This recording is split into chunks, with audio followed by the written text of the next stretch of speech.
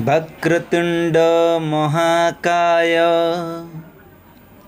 सूर्यकोटि समप्रभा निर्विघ्नं कुरु मे देव सर्वकार्येषु सर्वदा।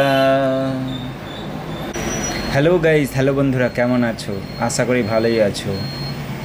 দেখতে দেখতে গণেশ চতুর্থী এসেই গেল। আজ 15ই আগস্ট, গণেশ চতুর্থী পড়েছে সেপ্টেম্বর মাসের 7 তারিখ, অর্থাৎ ভাদ্র মাসের 21 তারিখ পড়েছে। হাতে মাত্র আর 22 দিন বাকি আছে।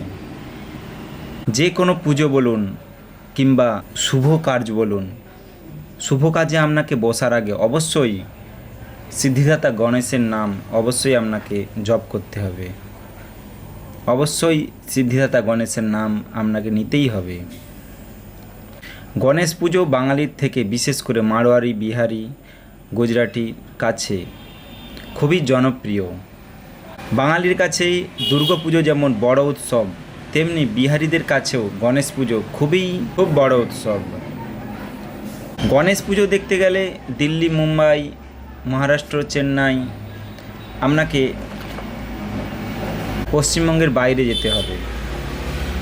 তাই বন্ধুরা, আমি আপনাদের কাছে দাসপুরের একটি গণেশ মূর্তির ভিডিও আপনাদের কাছে তুলে ধরছি। 2023 সালের সিদ্ধিদাতা গণেশের এই মূর্তিটি আপনাদের কাছে কেমন লেগেছে আপনারা অবশ্যই কমেন্ট করে জানাবেন। আপনারা দেখতেই পাচ্ছেন একটা বৃহৎ আকারের খুব বড় ধরনের একটা চিল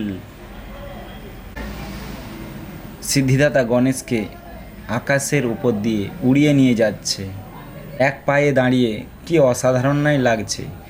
আপনারা দেখতে থাকুন এবং অবশ্যই কমেন্ট করবেন ভিডিওটা আপনাদের কেমন লেগেছে।